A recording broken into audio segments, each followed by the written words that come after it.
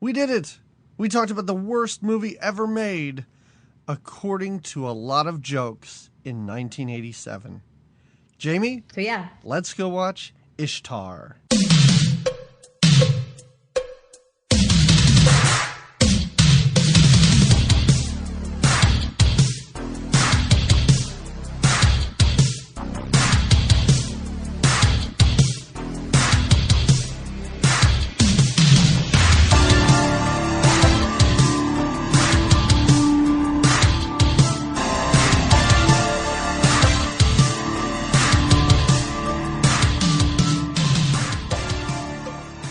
Everybody, welcome to another episode of Good Times, Great Movies. We're an 80s movie podcast where every other week we watch a movie from the 80s and then we talk about it. I'm one of your two hosts. My name's Doug McCambridge, and with me, as always, dressed as a boy, but not real. Shades of Yentl in this movie. I'll flash you my boob to prove it. To prove I'm a lady. Shades of Yentl. I even think in the Yentl episode I said, much like Ishtar, the only way you can show people that you're a woman is by flashing them. Oh, your name's Jamie Lorello. I didn't introduce you. We went off on some weird tangent. Okay. I feel like I'm thrown because we already talked about this movie for 10 minutes and I'm exhausted. Oh, and if you didn't hear those 10 minutes, that's because you're not a patron. And also, if you didn't recommend this movie to us, it's because you're not a patron. Right. This is a patron-suggested film by the wonderful Laura. And thank you, Laura, for this. She hosts a podcast called Fatal Femmes, so check it out. Yeah. We were talking earlier. We're not sure why she recommended it, if she likes it. There was no reasoning given behind it. No, hey, this movie will blow your minds, or this was a favorite of mine. There's no little nugget to attach to it. It was just thrown out there. Like a CIA agent in the middle of the desert. It would not surprise me if Laura put names on little pieces of paper of every movie made in the 80s into a hat and just pulled this out. So this movie is called Ishtar. It's from 87. It's directed by Ellen May and written by Ellen May. So I was excited. I thought her name was Elaine, but you know what? Elaine, yeah, it is. I mean, I will talk about Elaine May. She directed the movie Heartbreak Kid, which is great. She directed other films which are fantastic. She wrote The Birdcage. She wrote Primary Colors. This was the last movie she directed, and I feel bad for Elaine May. I feel bad because I'm not saying this wasn't her fault, because everyone's at fault here. I am just going to come out and say it. Oh, yeah. You're pointing all fingers in all directions. But I feel bad, and I will recommend one of her movies at the end of this when we give recommendations of movies you should see. Okay. I feel bad that she either wasn't given another chance to direct, or maybe she just felt so bad about what happened here that she didn't want to direct. I read a little bit, just like a little bitty bit, about how over budget this movie was, and then how poorly it did do because of the over budgeting. And I could see where this was like, they kind of put the halts on her. And you do feel badly. Because again, I'd love to hear Laura's thoughts. I see little nuggets of moments where, but nothing got off the ground well enough. I do like when he's pretending to be the auctioneer. Okay. And I know we're going to go through this movie beat by beat, as we always do. But there were certain scenes like that where there's a part of me that enjoyed that, but also because they're trying to play this straight in a weird way. Like, they should have taken this. Like, the thing during that scene that I thought is, if this was in a Naked Gun movie, and you had Leslie Nielsen doing it, he would be crushing this scene. But everything felt a little too subdued. And I was they weren't playing cartoon characters, which I feel like they should have been playing. Because like you said, Warren Beatty's supposed to be a big dummy, but he's not big dummy enough. He's still... No. Well, and how about his accent that goes in and out? That disappears for long stretches. And then when they're in the desert, I was like, he is from the deep, deep South now. Yeah, he brings it in and out, kind of channels it when he needs to. That's really weird. He plays this sort of, like you said, this kind of goofy, dummy kind of a guy, but he's still Warren Beatty. You know, you had mentioned this about... And I'll just keep referencing other movies that we've done. Sure. When we were doing, I think it was Santa Claus, where you were like, there's just too much going on. Like, pick one and go with it. That's kind of how I felt with this. Like, it would have been just fine enough to watch these two struggling singer-songwriter guys. Like, like you said, the first 30 minutes where we're in the city and these two kind of meet, it was like this goofy, it was just...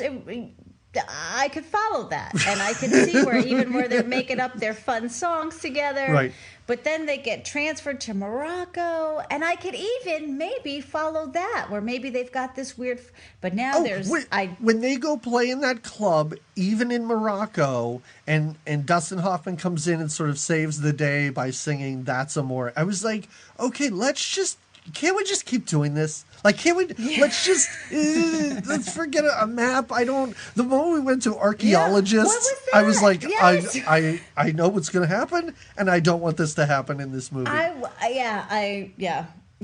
But well, this movie also suffers from something that I feel like a lot of 80s comedies, I don't know if I'm just, referencing the decade of movies we always talk about, but even something like Stripes, which I don't think is 80s, I think it's like 79. Like, Stripes is so hilarious, and then for some reason near the end they're like, well, we have to tack on some weird military thing, and they have to start shooting guns and setting off bombs, and it's terrible. And even something like Spies Like Us suddenly has to have, I know they're spies, but it's Chevy Chase and it's Dan Aykroyd. It's kind of funny when they're interacting, but they're like, no, now we have to have a whole terrorist plot. And we have to bring the Russian. Yeah. I just don't get it. And somebody said this once, and I'm going to say I heard it on a podcast. I don't want to take credit for something that I didn't, come up with or my idea. So I'll just say somebody else said this. This movie very early on feels like something that Will Ferrell and Kristen Wiig would do now. Absolutely. Absolutely. It's so forward thinking and just I don't know, let them riff and let them just sing terribly. And let them stumble through their career. And let's watch that. And I would have been, but now we have to, and maybe it is an 80s movie thing where then you had to add in the CIA. We don't need to get involved with. For as much as I love Charles Grodin. I know you loved it when he came on screen, and he did do a fine job. Because I was like, who's this American dude who's just buying him dinner and all that? I was like, this is great. I'm sure Dustin Hoffman can take advantage of this idiot. I'm like, oh no, it's the CIA. Oh no, terrorists. This is awful. Yes, where are we going with this? Maybe that was a product of the 80s and all that we had going on culturally and internationally, and so they felt that they had to. It wasn't just enough to make a because I liked it. They were a Simon and Garfunkel. What are their names? Rogers and Clark. They're Warren Beatty and Dustin Hoffman. That's what I have. Beatty and Hoffman throughout. Keep track of their names in this, and I do at one point. Hoffman says that they call him Hawk sometimes. So every now and then, Warren Beatty will call Dustin Hoffman Hawk. Come on, Hawk, get in the game. Come on, Hawk. And I found that kind of fun. Did you wish that you were watching Over the Top? Because I did. I did. It did give me some. I was like, Hawk, in Over the Top. I was where's your truck? Oh, truck driving singers? Yes. Let's do that.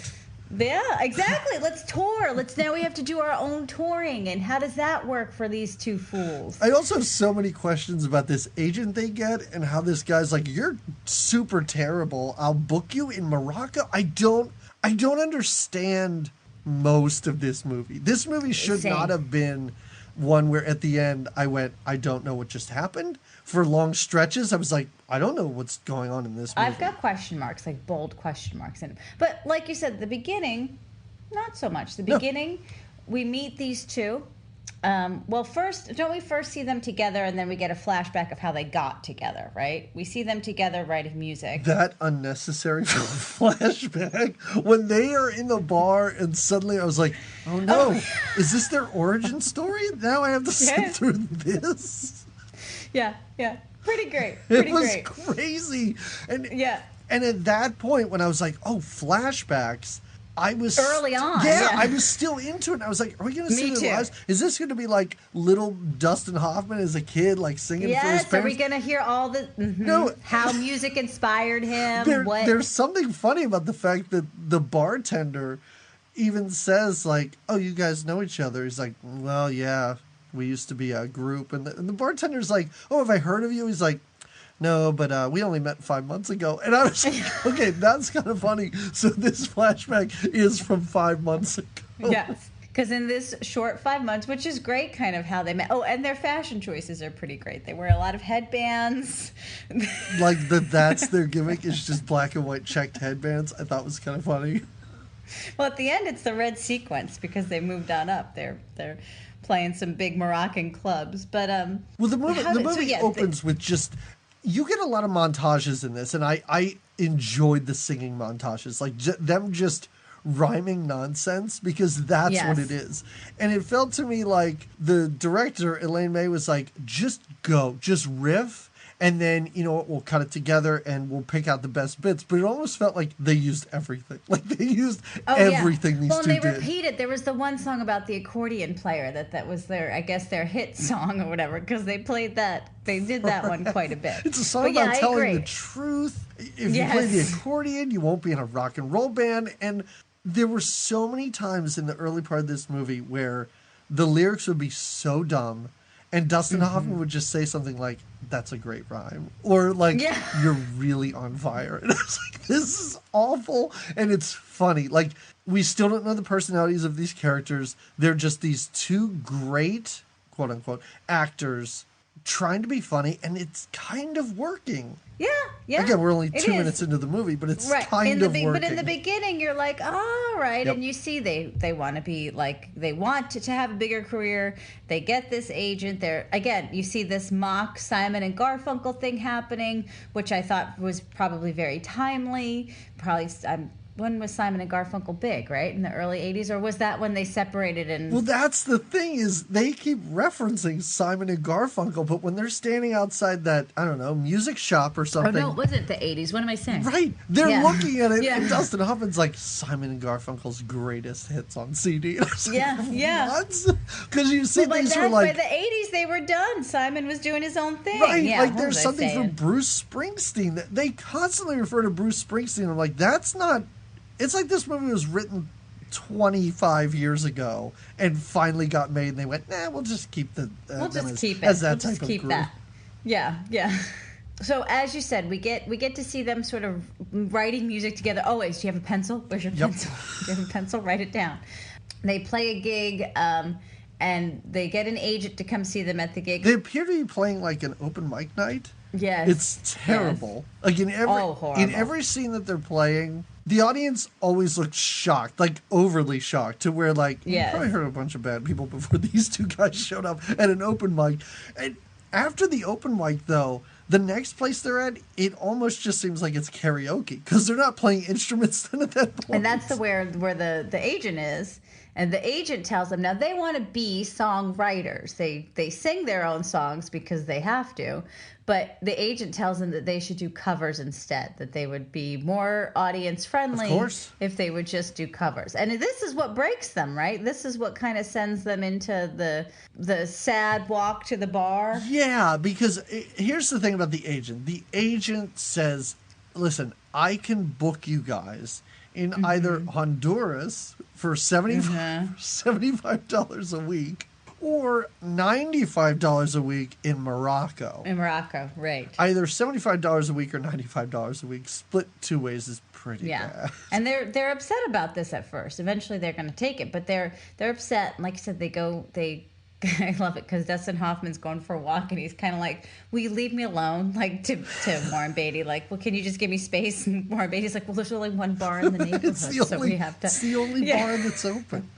You see that Dustin's character is the more grounded one, I guess you could say. He's telling him what to order, what not to order. He tells him, you don't want beer, or you don't want this drink, it gives you whatever, have a beer.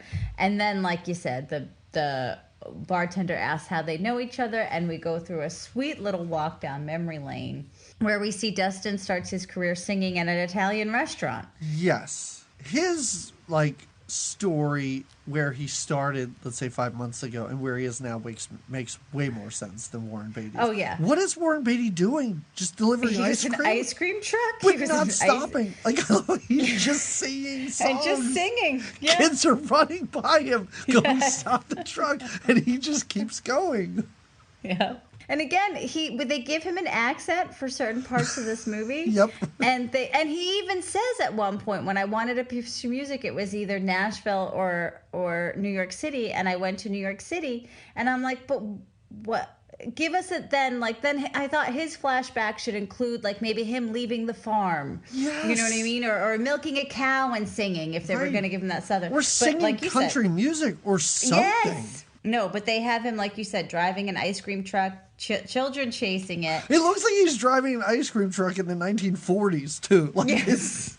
It looks like it should be horse-drawn. Yes. I don't remember his ice cream song, but I do know that Dustin's, he's mostly doing covers at an Italian restaurant, and then he sings a song for this couple that has come to this restaurant every year for their anniversary. It's an older couple, and the song is called "Love in My Will," and it's basically about how this couple is so old, and one of them is about to die, so I'm going to write about for you in my will. Yeah. He's obviously not a good songwriter. No, not at all. Yeah. But it's again the same joke. These are bad lyrics. He's a bad songwriter, and I was still, even though it's a weird flashback, I was still on board at this point in the movie. No, I enjoyed it. And this is when we see Carol Kane as a supportive girlfriend to I was Dustin so excited Hoffman. when Carol Kane popped up in this movie. Same here. It's like, I can't wait to... Oh, wait, she's gone. All right. Well, that's disheartening. Well, I guess there's that. Well, what's interesting is, so Carol Kane is clearly a very supportive girlfriend, even though these lyrics are terrible, and even though he plays at a restaurant where, the waiter's banging into him with the trays of forks and knives. Right. She comes and she listens, and she's out to dinner. I think she's out to dinner with Dustin. It appears that he had just played this song for these old people. Yes. And now they're sitting down eating. Warren Beatty's character sends a note to the table that's basically just saying, I thought your song was great. And Dustin's like, oh my God, this guy wrote me a note. I got to go seek him out. And when he turns around and looks, you see Warren Beatty dressed like a clown. I don't know what he's wearing. And he's waving his arms, flailing around like a maniac. And I was like, this is red flags everywhere. If you were a normal person, Dustin Hoffman, you would see that you don't want to be mixed up with this guy. Uh-huh. But he even gets up from the table and is like, Carol Kane, I got to go. That guy said he'd buy me a drink. Music. I guess I'll see you later. Yep. And now their friendship starts, and they begin to write bad songs together. And it's a lot of eating. It's a montage of them eating apples and celery sticks and writing these bad songs. Also, they're bad songs. I feel like every bad song sounds like a jingle. These guys that's what they should be writing, or just jingles. Yeah. I wrote down a few of their lyrics throughout when they were really good. Oh, great. This one, the one where it says, "The sound of a lawnmower touches my heart." This is crazy. And the fact that there's a song where he goes, "There's a wardrobe of love in my eyes. Come see if there's something your size." And I think that's what Dustin Hoffman's like, you are on fire today, man. These are great. Yeah, if that was smart to do, because there was moments when the lyrics I would be like, oh, these are goofy. They were legitimately funny, and I don't know how much of this... They're not really known for being comedic actors, so I don't know how much of this is just them ad-libbing or how much is just written down. The real writing, yeah. Yeah, when it's just... For as much as I want Carol Kane to be in this movie throughout the movie, when it's just the two of them singing... I would gladly watch this film with everything else cut out, but just them. It would be just 10 minutes, but lyrics. I'd be so happy to watch that. You'd be glad to be there for that. I do like. What's the schmuck thing where he's teaching him how to say schmuck, and Warren Beatty can't say schmuck. Keeps saying smuck. And he's even. It's like talking to a baby when he's like, say shh, and then say muck. And now put them together, and he still says smuck. He goes smuck. See, that was kind of fun. Yeah. That was a fun moment. Well, that's after That's after Warren Beatty's wife leaves him. Oh, that's right. And yeah, it's not his girlfriend, right? It's his wife and she seemed disinterested the whole time, and I don't even know who. No, she didn't want anything to do with this dude. Mm-mm. And yeah, he's devastated. He's crying on the phone when she leaves him. Yeah, and that's when the word schmuck comes into play. And then they go out to meet more ladies at a club, and Dustin Hoffman is the ladies' man, I guess you could say. It's so bizarre. Like we had talked about earlier, they're playing like opposing characters, because you could have Dustin Hoffman play the dumb, weird idiot, fine, and you could have Warren Beatty play the ladies' man. But they're both kind of incompetent, but just in very different ways. Yeah. And it's just funny to be like, oh, yeah, they're going to walk into a bar and ladies are going to flock to Dustin Hoffman over Warren Beatty. But Warren Beatty, what they do to make him look like a schlub is they pile all the clothes in the world on top of him. He appears to be wearing like 5 jackets just and layers. 2 hats. Yeah. He does look like a crazy person. Yes. But I don't know. They're not playing characters that make any sense. There's something just missing. There's just something. Yeah. Which maybe is what they intended, was for there to be a lack of, not over the top.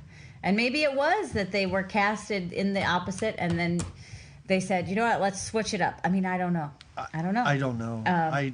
There's a lot of things I don't know after watching I don't know. Beatty's wife leaves him, but now Carol Kane exits too, because she just can't take all of this anymore. It's just been enough. And now we have Dustin's breakdown, which is he calls Beatty and he's like, I'm just not. He's upset. He's crying, and he's sitting on his little window ledge, and he tells Beatty, don't tell anyone about it. But I think he tells him, like, come over. I'm just not doing well. Sure enough, the cops show up. He specifically says, do not call the police. And I like how after the cops show up and after his parents show up, finally Warren Beatty's a rabbi shows up. Warren Beatty's like the last one here, and he's like, I thought I would make it in time. I had to call some other people. And Dustin is now out on the ledge. The only one to pull him back in, this is where we see how close their friendship is Beatty. Beatty goes out, and Dustin Hoffman's character goes through this a couple of times. He does it again, I think maybe when they first get to the when he gives up his passport and everything, and they first get to Morocco, and then later when they're in the desert, he has these moments where he's like, my life is really crappy. I'm not who you think I am. I lived with my parents till I was 30. I'm not married. I don't have kids. Like, he has these moments where he's really down.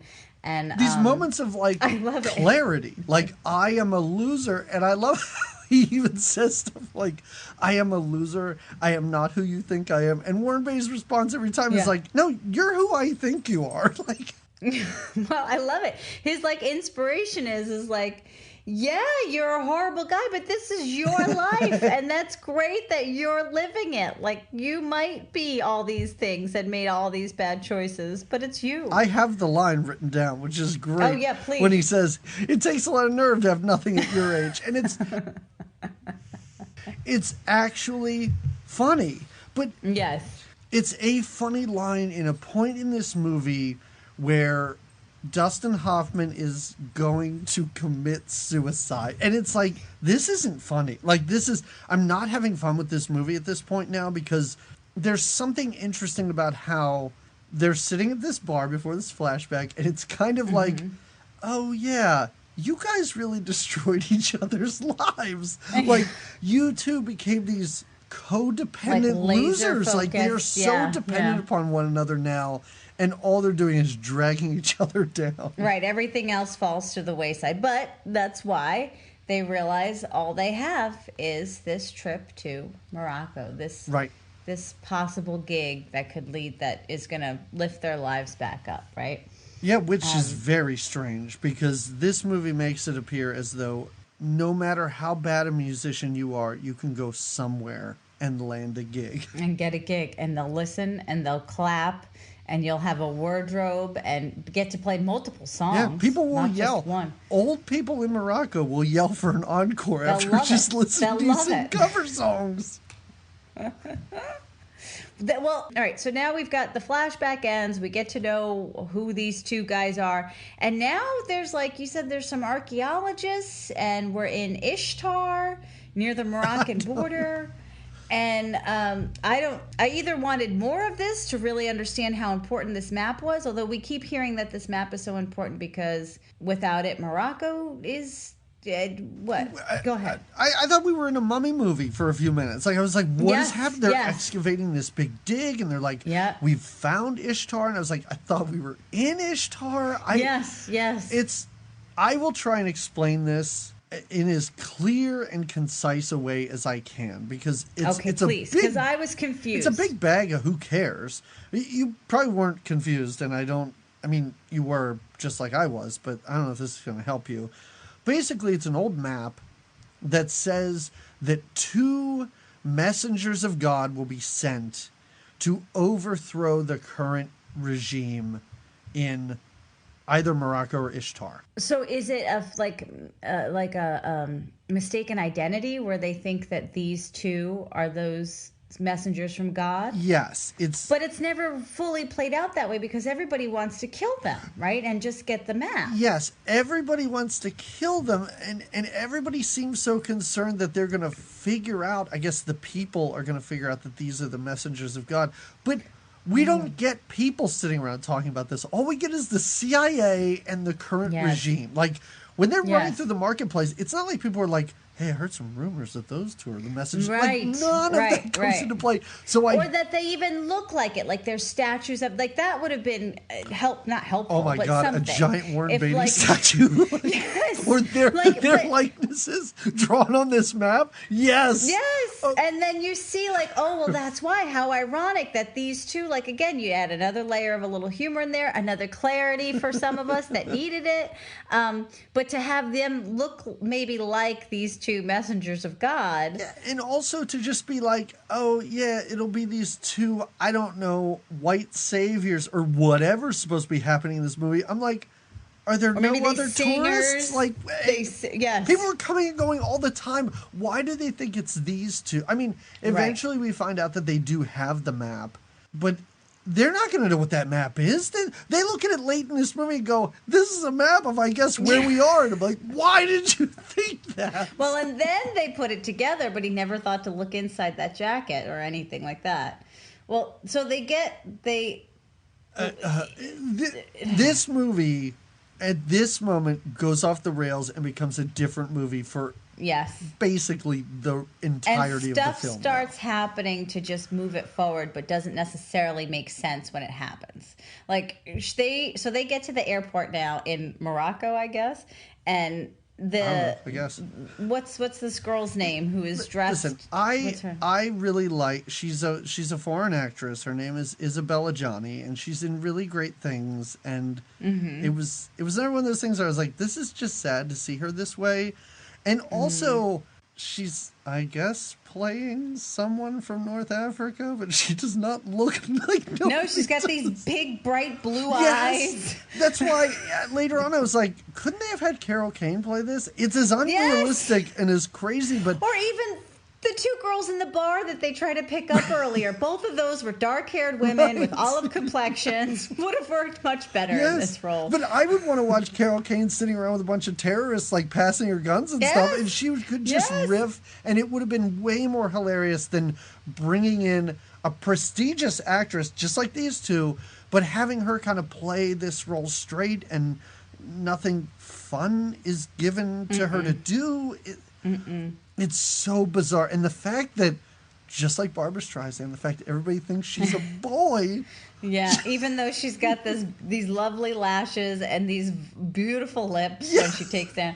Yeah. The amount of copping a feel that Warren Beatty does. At one point, Beatty's just holding her breast. He's just holding her breast, and he even says, are those breasts? Yes. Is that a breast? It's so, like, And their reaction when they find out that she's a woman, because even after that, I think Warren Beatty still thinks it was a boy. Like, I'm so confused. Oh, yeah. Well, he hits her in the mouth and doesn't apologize for it once he realizes it's a girl.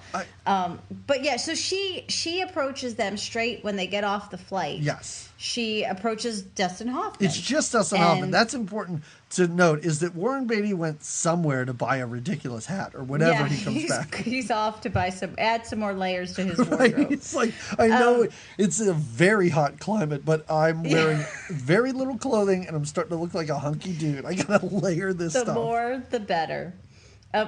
So when she first approaches, there's this whole bit because Dustin Hoffman's like, I mean, I'm not into. You could be into that, but I'm not into that. Like this whole thing about not being gay, but being okay with being gay, but it's just not his thing. This movie, first of all, for a bunch of white people playing Arabs or whatever's happening, this movie's not quite as offensive as I would have thought it would be. Yeah. And I was really like, this is so progressive. The way they both act about thinking that this is a guy. Warren Beatty lets this boy kiss him for a very long time. Like, an extremely long time before he's like, nope, that's not going to work out. This is crazy. Like in Yentl, he's like, are you still going through puberty? I mean, your voice hasn't even changed. No, What's actually, happening? Those were questions that were not asked in Yentl. No, that they should weren't have asked. been. They were the questions you were asking during Yentl. Yeah. He goes on this long. Dustin Hoffman goes on this little long, falling over himself monologue about it being okay to be gay, but he's not gay, and yada yada. And then she just flashes her boob, and she's like, "No, this is who I am." Then he introduces himself as the Hawk because I guess that's more. Well, that's cooler. Once you see boobs, you're like, no, sorry, that's not my real name. You know, you're suddenly on board. I do like how, again, he still thinks she's a boy. She lifts up her shirt, shows him one boob, and he goes, look what you have there. It is such a hilarious line delivery. I thought it was really funny. So she basically, she gives him all her crap to put in his suitcase. Right. And to get his passport, to get his passport, and also trades jackets with him. Which for most of this movie, I was like, why did they trade jackets? That doesn't make any sense. Well, then but I do think it's funny because then bumbling Warren Beatty stumbles into the scene right after this and goes, hey, you bought a new jacket. I kind of like the way that looks on you. And she also convinces them that it'll be easy to get a new passport. You just go to the embassy. It's not a big deal. Yeah, not a big deal. And then they realize when they go to the embassy, this is not going to happen for them. And Dustin Hoffman's performance, the way he flies into a quote-unquote rage question mark at the fact that he can't get and he punches a hole in the wall, which I kind of thought was funny because you see the guy on the other end trying to put the pieces of drywall back in. I was like, is he acting like this is really upsetting to him? It's so strange because then he goes, listen, we have a gig. I can't go. You go. You just do this alone. You play it. He even says, you're so talented. You can easily do this. So he goes to a hotel somewhere. Dustin does. Yeah, Dustin gets a hotel room. Where is any of this taking place? Because I thought he didn't have a passport. I thought he wasn't allowed there. He appears to be next door to this club. I'm so confused by this movie. I know, confusing. Well, now you get even more confusing because Charles Grodin shows up at this hotel as well, happy to see another American there. Makes some conversation with Dustin Hoffman. Asks for his autograph, which I thought was really funny. What are they eating when they're eating and they're just eating with his hands? And the whole time Dustin Hoffman's like, yeah, I'm part of a musical group. We're pretty big. We're not to brag, but we're a pretty big deal. And Dustin Hoffman asks for his autograph and then says oh, you can keep that pen. That's totally cool. And this is the point in the movie where I was like, well, Dustin Hoffman knows he's not famous. Charles Grodin knows he's not famous, right? This is pretty clear. Charles Grodin talks about how he is a CIA agent, and he's in the country, and he recruits other Americans, which, first of all, is a bad idea. don't you want to recruit the locals? Like people that aren't going to stick out? Like this idiot with wraparound sunglasses and a star-spangled bandana? Little headband, right? yeah. But he's like, listen, I recruit Americans to kind of be spies or something. And I think he says for like... a pretty decent amount. Yeah, it's like $150, something like that. And... You know, after Dustin Hoffman talked about what a huge celebrity he is, he's like, well, it's a good place to get started, so maybe I'd be interested in this. Yeah.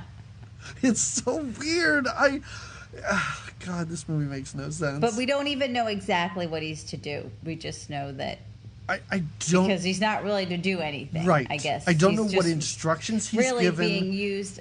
I think because they end up wanting to kill him in the end, kill both of them. So I think they were just being used as tools. And they just needed to find these two, it's like scapegoats, I guess, to use in. Yeah, but also, it appears that everyone's after this map, but for what reasons I don't understand. And this could be, honestly, I'm gonna say this is 75% the movie's fault. And 25% my fault for not understanding geopolitical blah blah blah whatever. Like there's a chance somebody watches this movie and is like, well, of course the Middle East at the time was blah blah blah. Sorry, I have no idea. That's not my bag. Yeah, I'm not. I have no knowledge of that. And if I was supposed to, then you needed to give me that in a brief summary in the beginning. Yeah, once Charles Grodin's trying to kill them, I'm like, I guess he's just sick of them because I get it. I would be too. Yeah, he's just had enough. They're not working out. So this is what they're donesies now. So after he makes a deal with Grodin, Hoffman now shows up at Beatty's show, right? Beatty was told to go on without him. Beatty is really tanking, which I think is hilarious, because Beatty shows up and he's like, all right, everybody from the crowd, I'm going to play some Simon and Garfunkel songs here for you, so just yell out your favorites. And people are just yelling, That's Amore and YMCA. And he's even like, I'll just sing a Simon and Garfunkel song here. Yeah. And he's doing a terrible job, but as you said, Dustin Hoffman shows up singing That's Amore and saves the day, and they're a hit. Oh, yeah. Oh, they sing No Business Like Show Business and The Strangers in the Night. There's a whole montage of them, and it's pretty fun when they sing back to back and with their different instruments, and they use the mic, and Hoffman almost trips Beatty with the mic, and it's a whole... Oh, when he's constantly hitting the microphone against the microphone stand when he's turning, I thought was funny. And also, I don't think they play up their height difference at all in this. When Warren Beatty's sitting playing the piano and Dustin Hoffman walks up behind him and he's still shorter than him, I thought that was pretty funny. But they, like you said, there's everyone in the audience sings along. Yeah. They get a standing ovation, and they're loved, right? They're adored. There was something about this performance that made me think of our good buddy Jeff Goldblum, and made me think that was so bad. Like, it was just like this, where I was like, this is a disaster. He just has songbooks. He's just like rifling through songbooks, forgetting lyrics and be-ba-ba-doobing his way through a song. I was like, I understand why this is such a hit. Why this is so entertaining. Yeah. And it is. I could see where now put Goldblum in here, a whole different movie. Okay, focus. This is just one example of this, is that this movie has so many unnecessary scenes, and I don't know why this one really stuck out to me, but after their show, they sit inside, and Dustin Hoffman says to Warren Beatty, he's like, I am so jazzed up about this. Like, I am losing my mind. I'm on a high. What I'm going to do is I'm going to go out, I'm going to go for a drive, and I'm just going to come down. Suddenly, we see a shot of the outside of the club, of him walking out and getting in his car and starting it up and driving away. I was like, that is so unnecessary. Like, why did you explain what you're going to do? Then we have to watch what you're going to do. Yeah. And then it's a cut to him meeting with Charles Grodin. I'm like, that could have been, like, you didn't have to do. It was too much. It was a step too far. Because a lot of this movie is Charles Grodin mumbling exposition. And I'm like, I guess you're telling me what's happening, but you seem so disinterested that why should I care? Oh, now we have there's a man in a dark cloak coming into the room and getting a suitcase. Really, it's Isabella Johnny actress, yes, sneaking in. And now she meets Beatty's character, who, like you said, again, mistakes her for a boy.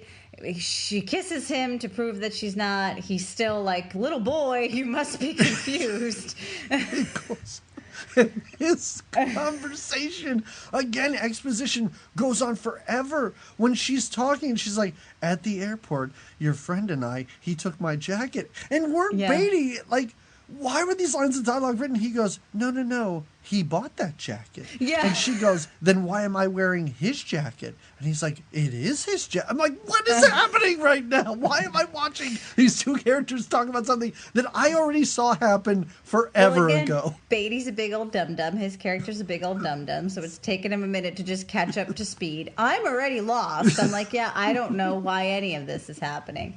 And she's trying to explain to him that his buddy is working for the CIA. Right. Which he still is. Which also, I'm like, how do you know that? Yeah. How did you get in on that? Mm-hmm. How did you know that? For all you know, he's working for you. He brought your stuff to this hotel room. You made this trade. Right, exactly. And also, without a passport, how did you think he was going to get to where he is now so that you can get the stuff that you need? None of it makes sense. I don't know. I don't know that we're supposed to know. But I definitely don't know. And we only do video podcasts for the patrons. The amount of me staring at you through this and you just shrugging your shoulders, and I know on my end I'm shaking my head a lot. Like, that is all we've been doing since we've gotten to Morocco. Yes, that is Ishtar. This map is a big deal, though, because it's kind of what she's looking for and what the government's looking for. And now Charles Grodin explains that to Dustin Hoffman. Like, there's a missing map. He talks into his watch. I don't know what that's all about, but he pulls like an Inspector Gadget moment where he talks into his watch. Grodin does. There's a funny line here, I thought, because Charles Grodin's talking about this girl that he met at the airport, and he's like, listen, she's a terrorist, and now she's using your friend. Again, how he knows this, I have no idea, because this is happening simultaneously. He's like, she's using your friend. We saw her go into the room. She came out. She was all disheveled and everything. She's probably sleeping with him and stuff. Yeah. And I like this exchange here because Dustin Hoffman, he goes, she's not that kind of girl. And Charles Grodin goes, she's a terrorist. And he goes, but that doesn't mean she sleeps around. Yeah, I did like that. Dustin kind of defends her. Yeah. And this is where I was kind of worried, and I don't know if this is what the movie... This is how confused I was. I'm going to tell you what I thought the movie would turn into for a very long time, and you can tell me if it actually did, because I don't know.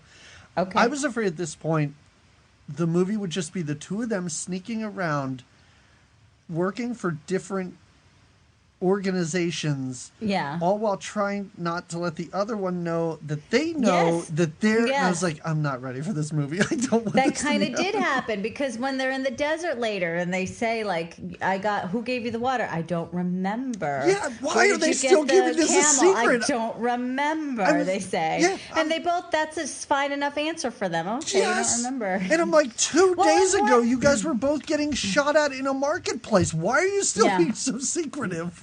Well, so now they go to the marketplace. What is this thing? This is when Dustin, or when, oh no, not yet. Beatty doesn't buy the camel yet, right? Oh, God. First they get shot out at the marketplace. That camel that could have been an SNL sketch that would last way too long in a 30-second SNL sketch goes on forever. Yeah, the whole camel bit is something else. Why does he buy a blind camel? She says something to him. She says, before she leaves him in the hotel room, she says, what I need you to do, because that's what they do in these, like, what you're going to do next is meet me over here. Like when Grodin says, you're going to go to the Oasis and go in the night.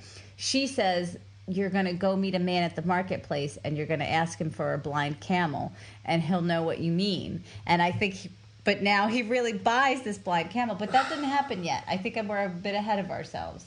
No, this is around that. You might be. Yeah. Well, first you're a little bit shot ahead. at the. Okay. So anyway, so they go to a marketplace, and I like how they're being tailed by the most suspicious people possible. Oh, yes. It's so obvious that these people are it's like a crew of like 6 different guys that are basically falling over each other. And also some have their heads wrapped up like they're locals, and others are clearly CIA agents. Yes. Other guys look like they're generic, like tourists. American tour. I'm like, yeah. Are they being followed by terrorists and the CIA All and of question mark person? Like, did you Well, notice like you said, it's the 2 groups that are using them and following. But they're following them together, almost like they're working together. And I didn't know what was going on. Did you notice that one of the CIA agents was Max Headroom? I thought that was pretty great. Oh, no, I didn't. That is pretty great. But this is, we've made it very clear at this point in the movie, we don't know what's going on. No. This becomes very confusing now. Well, then there's a leader thrown in.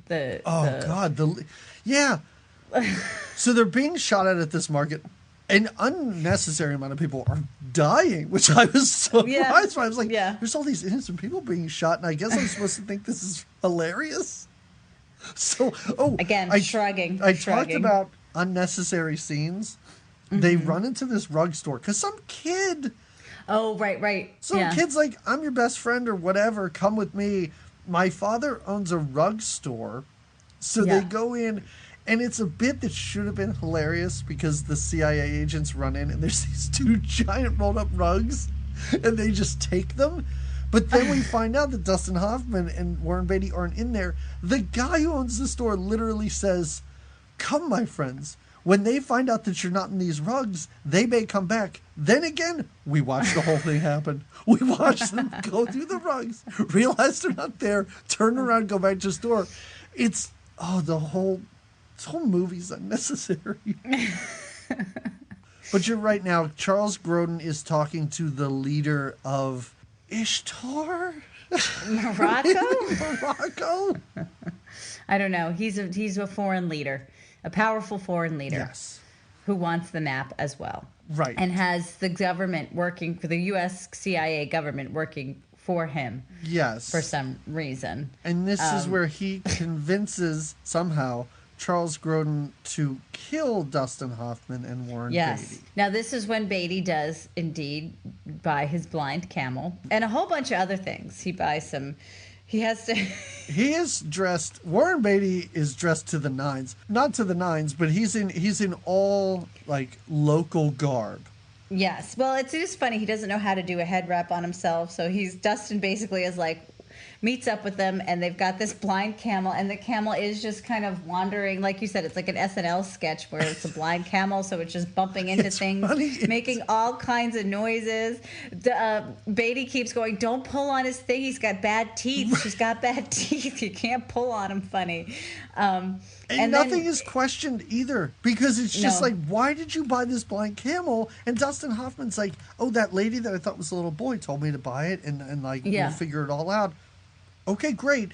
And the joke is, every person they meet is like, is that camel blind? And they go, is this a blind yes. And the camel does have, I don't know if they put contacts in the camel or they got an actual blind camel, but he's got like the blue, like the like blind eyes. Yeah. If I find out that they blinded a camel for a role in this terrible movie, I'm going to be so mad because it wasn't worth it. Well, Dustin takes hold of the camel and sends Beatty off to kind of get his garb on right. He's like, you need to cover up appropriately, go over there and get yourself situated.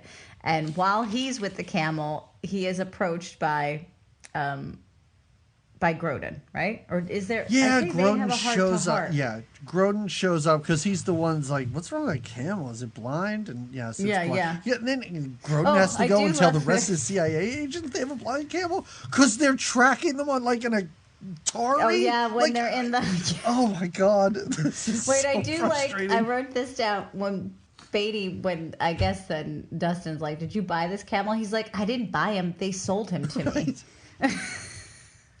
We can gloss over most of the rest of this movie because most of the rest of this movie is them in a desert wandering around. Well, they get to it's kind of fun now when Charles and when Grodin and Hoffman have to talk all around the camel, under the camel. Yep. Grodin keeps saying, point to the camel. The camel steps on Grodin's foot. We later see his foot bandaged, which I was like, that's an interesting detail. I was going to say, which then leads to the bandaged foot. But basically, Grodin tells him, what you're going to do with this blind camel is you're going to go into the desert, and there's going to be an oasis, and then we'll come get you from there. Yes, that's his thing with Grodin is here's a compass. You go southeast or whatever. I don't know why that's a detail. And some canteens of water. Yes, right. And Isabella Johnny is basically telling Warren Beatty, hey, go into the desert, but you want to find your way back because there's not really an oasis or something. And she's she says you're going to use these beads. Glow-in-the-dark beads. You're not going to notice it now, but at night they're going to glow, and then you find your way back. Also, and he does P.S. There's no wind in the desert.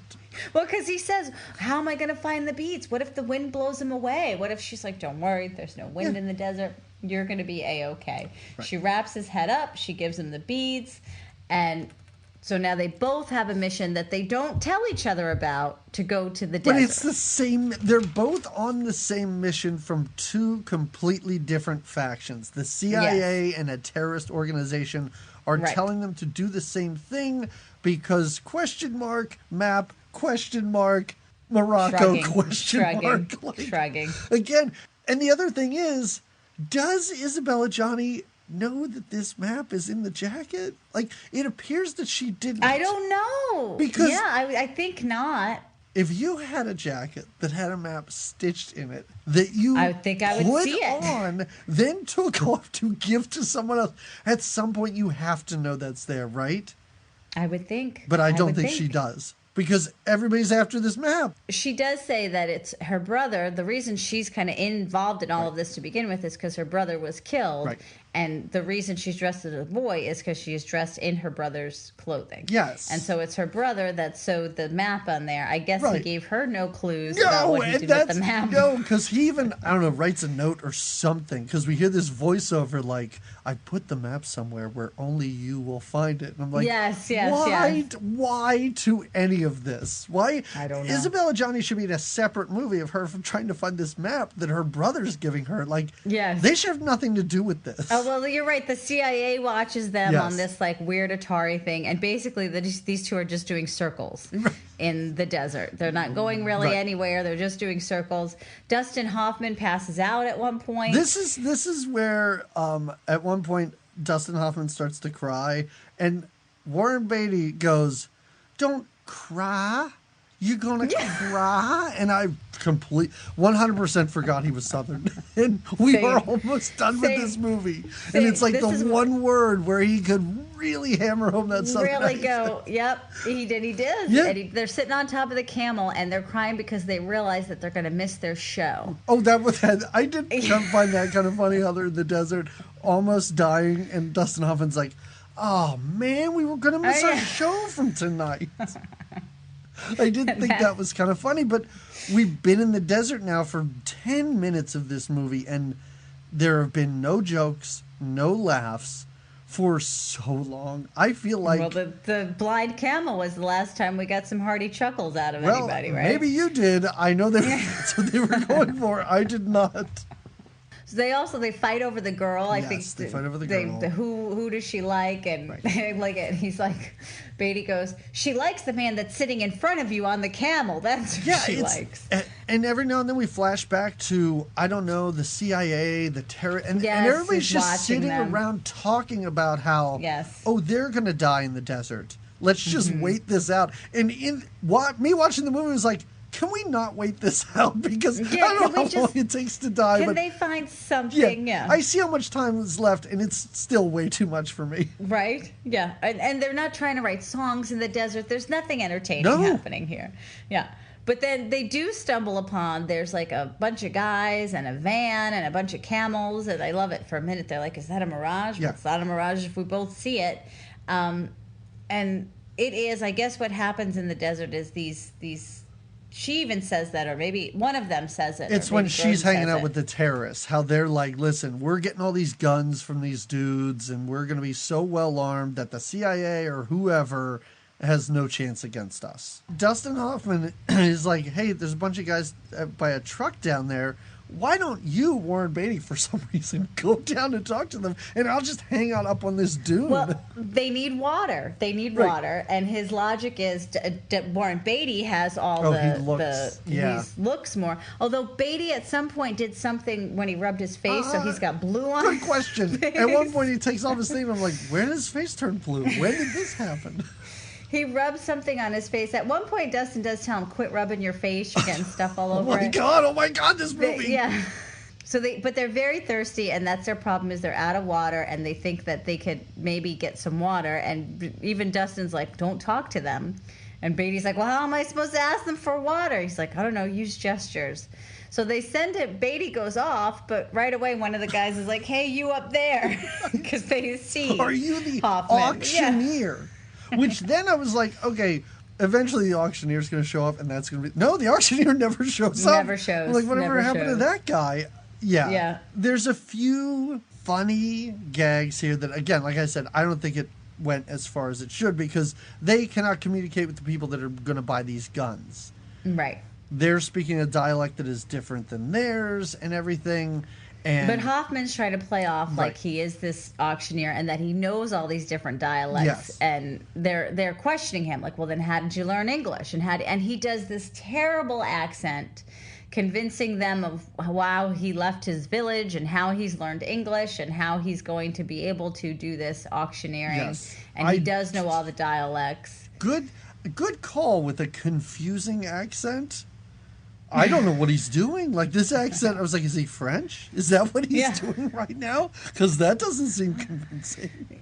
And he's just shouting things. Oh, God. Yeah. Kareem Abdul. Yeah. He literally says Kareem Abdul-Jabbar at one point, twice in a row, and these guys that speak English don't seem aware of any of this. Well, at first, the other guys, the guys who are supposed to be buying the weapons and that Hoffman is translating to are just as confused because he's obviously not speaking the language. But then Beatty, who's pretending to be one of them, is like, he gets them all like worked up and stuff. Somehow, I don't even know how he's doing. Well, and I love it. Even Hoffman is playing along. He's like, well, some of them are thinking, yes, this is a good deal, and some of them are thinking, no, why are you doing this? Where are all of the camels? Oh, because they make him do some practice translating. It's like, tell them all their camels were stolen. So he pretends to tell them all the camels are stolen. These guys don't react. But then Warren Beatty has this fake reaction, which they all buy into. They all fall for it, yes. And then again, Hoffman is translating all of them. Some of them are like, where is my camel? I just saw my camel.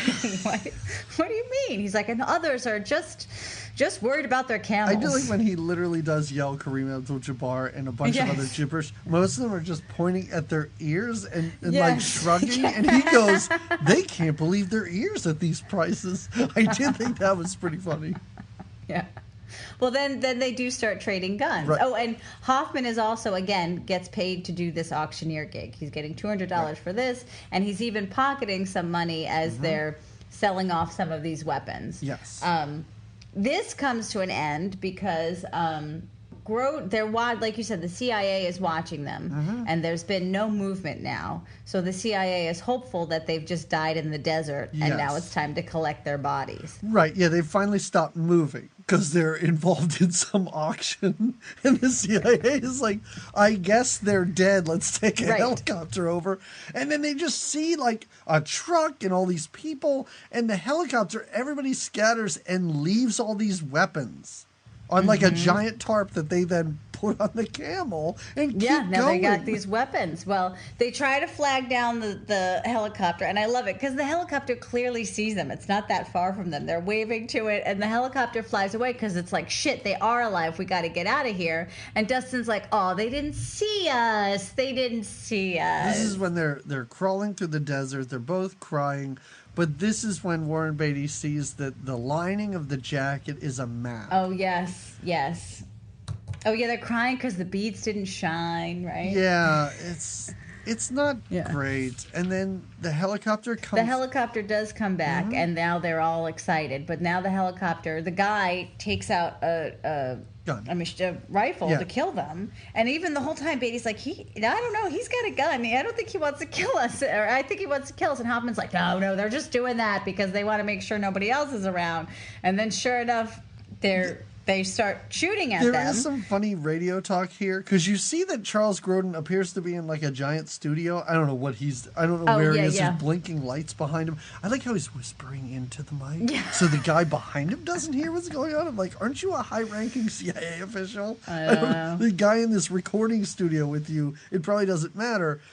But the back and forth is funny because the guy shooting at them starts shooting, and Warren Beatty's running around, and Dustin Hoffman isn't, and the guy radios back and he's like, one of them's running away and the other one's just standing there. You see that Dustin Hoffman, also the guy shooting at them, and Dustin Hoffman at one point throws his hands up in the air and goes, what's going on here? It's like, good question.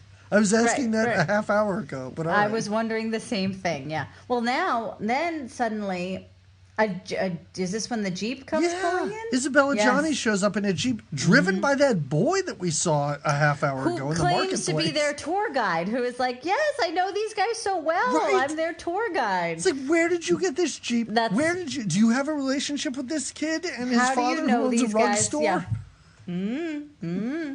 So, and she's handing out grenade launchers. Yeah. Like they had some weapons, but now she's handing out grenade launchers, and rocket launchers. They have all these other guns that they have. So then they're fighting back because, I don't know. Now there's 2 helicopters for some reason. No.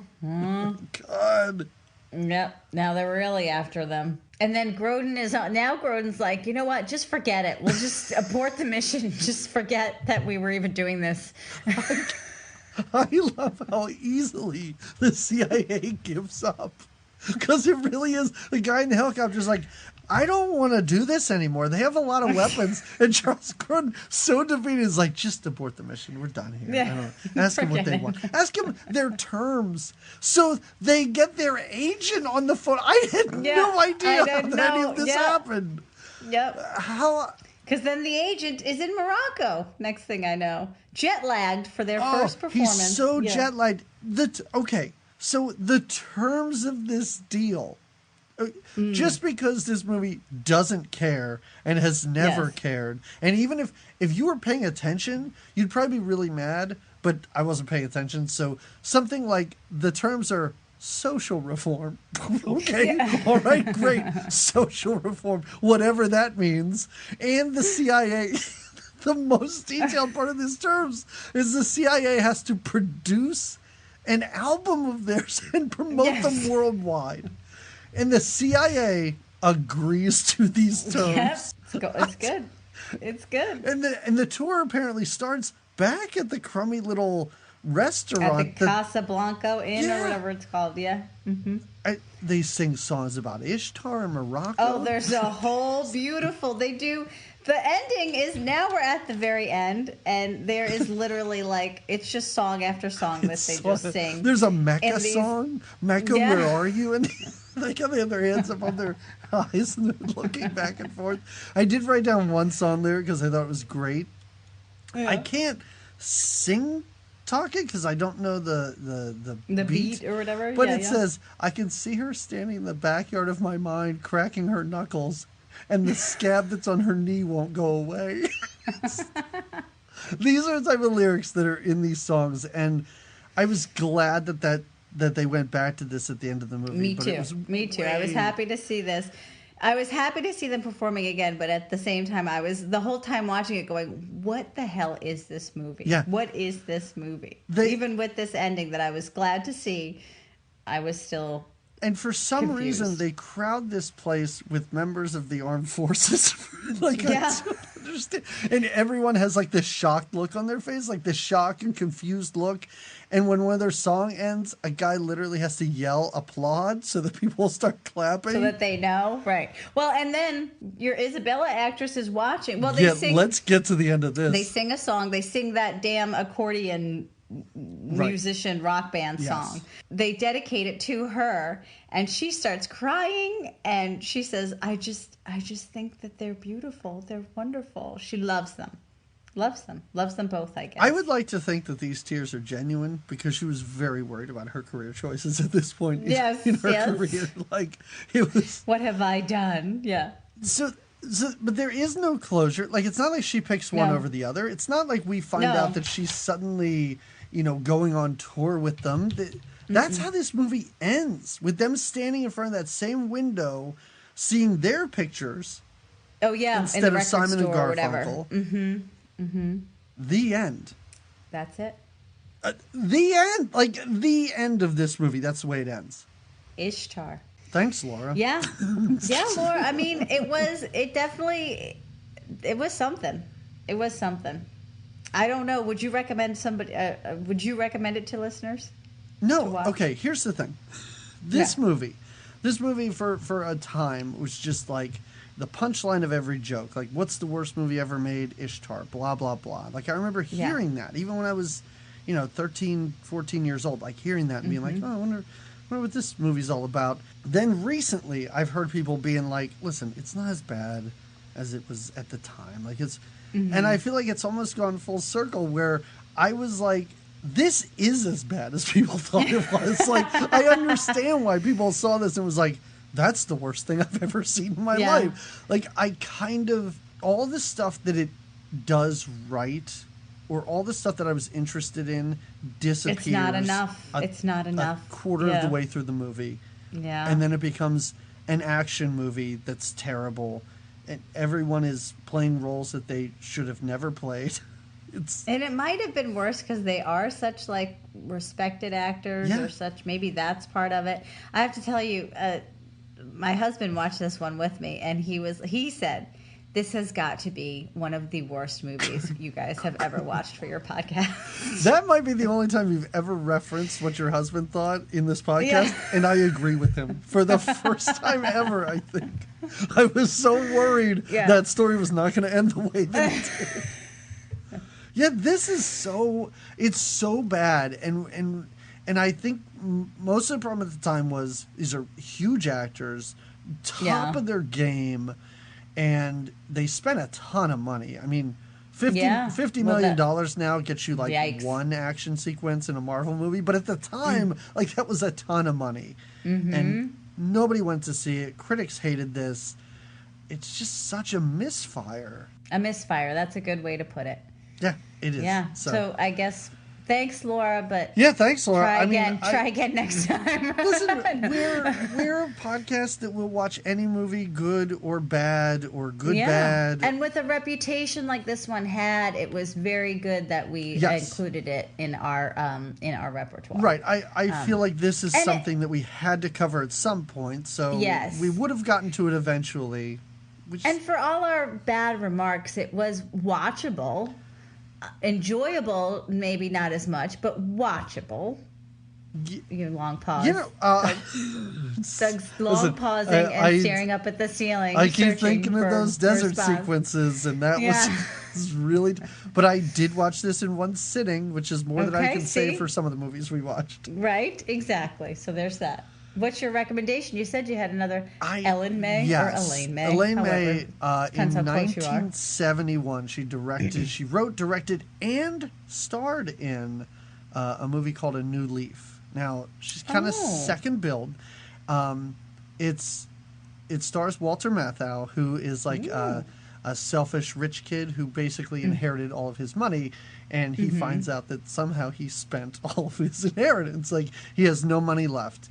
And he has no skills or anything. Like, he can't work or get a job, and certainly doesn't want to do that. So his idea is to use his high society status to basically marry someone who is equally wealthy and then kill that person and then inherit their... Also, it sounds dark. This is a G-rated movie.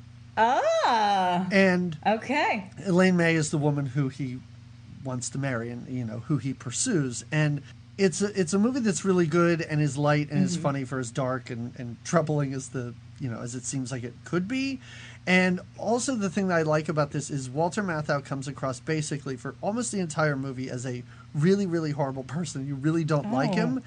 And it is a genuine turn at the end for him, where at the end of this you're like, okay, he's not that bad. Like, it's so tough to do in movies like this, where it's it's a horrible person doing things for horrible reasons, and at the end you're like, oh, now they're good? I don't buy it. Yeah. And maybe it's just because Walter Matthau's kind of charming, but at the end of this, you do buy it. Walter Matthau can just kind of... So, a new leaf. If this really soured anyone to Elaine May, and maybe they're not a big fan of The Birdcage, which I'm not either, watch that. It's really great, and it's fun. Turn over a new leaf with Turn her. There over a new leaf. Yeah. What about you? The Coen Brothers movie Inside Llewyn Davis, which is about a folk singer. And so if you combine them, then maybe you would have a better version of Ishtar. Yeah. Actually, it shouldn't be Ishtar, because if you kept them, like we said in the beginning, if you kept them out of Morocco, if you just kept them struggling to find their career as singer-songwriters, I think it would have been a much more enjoyable film. Yes, funny and charming, and even their characters, I would have appreciated it a lot more. You know what this? Not that this movie reminded me of this, but an actor who is pretty much a pretty well respected actor. When Jeff Daniels was in Dumb and Dumber. Like that was so great because he looked ridiculous. He played it to such a crazy degree that you kind of bought it and you forgot, like, this is a good actor just being an idiot. Like, that's what these two should have done. Like, they didn't do it enough. Yes, they should have taken it to like a Dumb and Dumber level, and I would have been probably more on board than I was. More entertained. Yes, I totally agree. Yep. All right. So before we get to our next movie, everybody, if you would like to recommend a movie for us, please go to our Patreon. That's patreon.com/goodtimesgreatmovies. And if you sign up for $5, you get all bonus episodes, of course. Everything we've done, the whole bonus back catalog, it's all there. But if you go for the $15 level, you get to do what Laura did, which in a strange way is almost torture us, by making us watch a movie of your choosing every single year. So consider it. And if you're at the $5 level, you can bump up. That's great. And I'll just really love that. Yeah. And I reach out and I just assign you a month. And I'm like, I don't know, tell us what you want. And we'll do it at one point during that month. But now, Laura doesn't get to tell us what to do, but... My co-host has a birthday coming up, Jamie. I do. You get to choose your birthday film. You already texted me, and without giving away your choice, you kind of put the choice on me, and I don't know if I made the right choice or you decided to ignore what I said. Well, you confused me even more. So my choices are usually reflective of, for the most part, movies that were somehow impacted me as a child growing up in the 80s, wait a minute. So my response to when you said, should I do something animated or not, my response confused you? Yes, it did. Well, I think the California Raisins confused me because I really did not know the last time we did an animated movie. Right. So that's when I was like, was it All Dogs Go to Heaven? And then I couldn't remember, was that your last choice or was that before? It was before Natty Gann. It was the year before Natty Gann, right? Yes, okay. That was, yes. And I feel like last year was last year Natty Gann, or was last year my John Candy movie? My, Who's Harry Crumb? Who's Harry Crumb? That's a movie for patrons, because you always get to choose the April 1st movie. That's how I got that choice. Do we not want people to know that we do? Guys, that's a secret between us and patrons. Well, I knew that was one that I picked. I couldn't remember if that was a birthday choice, but you're right. That was our April. You got to start thinking about. You got to start thinking about our April one that you want to do this year. Okay. I will. It's great because I come up with this list and I'm like, well, where do I pick? Do I pick something? And then of course I had ones on there that are from the 80s that I haven't seen, and I thought, well, do I put that on there? What do I do? Do I pick them out of a hat? So I went for something that I remember watching as a kid. I remember enjoying as a kid. And I think it's probably going to be really fucked up to watch now. Great. The 1980 movie, musical, I think, Popeye, with Robin Williams. Oh, boy. Loved it as a kid. Really had a lot of fun with it. I remember not liking that as a kid and being very upset by it. Like, I think it's very disturbing. He's got weird film. arms. I think it's, and Shelley Duvall's in it. I think it's going to be really a trip for us to watch, and that's one of the reasons why I was like, it's got to be. I watched a previews for a bunch of the ones that were on my maybe list, and I was like, oh, this looks like it's going to be crazy. I'm sure it will be. And is that going to be our first Robin Williams? Egad, I think it is. Yeah. Be. I mean, ironically, that's his first film. What? Yes. Wow. Yeah. I didn't know that. How did I not know that? It seems like no, now you do. It should be in Jeopardy or something. It seems like I should have seen it at some point. Wow. Okay, that's surprising, but I am looking forward to the madness and the. I feel like this is going to upset me. I feel like just watching this, like not like anger me, but like creep disturb me you? out. Like, yeah, I think so. I remember as a kid watching this and like my parents showing it to me and just being like, "Yeah, this is Popeye, you know, the cartoon," and just watching these monsters. Like how do we translate cartoon characters into humans? I remember it being very upsetting. So I'm looking forward to it. Great. Yeah. It won't be the comfortable, you know, the warm hug that was Natty Gann. This is going to, I feel like spiders are crawling all over me the whole time. So that will be our next episode. In 2 weeks, we will talk about Popeye. So until then, everybody, have a great 2 weeks. And take good care. Telling the truth can be dangerous business. Honest and popular don't go hand in hand. If you admit that you can play the accordion, no one will hire you in a rock and roll band. But we can sing our hearts out all night. And if we're lucky, then no neighbors complain. Nobody knows where the beginning part starts out. But being human, we can live with the pain. Because life is the way we audition for God. Let us pray that we all get the job. Crying out loud gets you pointed and laughed at. Feel like a baby, only babies should cry. Dangerous business is as good as bridge over troubled water any day of the week. I was sitting there going, well, there's a good chance this movie is not as bad as people thought it was. And quickly I was proven wrong. Oh, yeah.